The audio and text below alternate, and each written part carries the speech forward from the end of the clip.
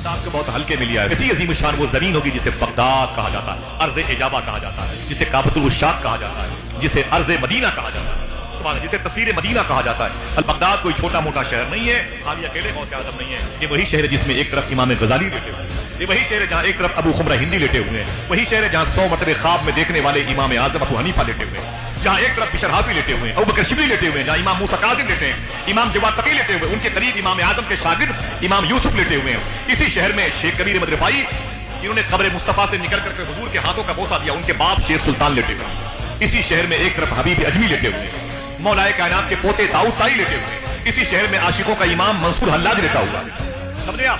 اسی شہر میں شیخ جنید بہلول دانا شیخ ذو النون مسی لیٹے ہوئے ہیں. اسی مبارک شہر میں سلسلہ سہروردیہ کے امام شیخ شہاب الدین عمر شاہ سہروردی لیٹے ہوئے ہیں. اسی شہر کے قریب کربلا ہے, اسی شہر کے قریب نجف ہے.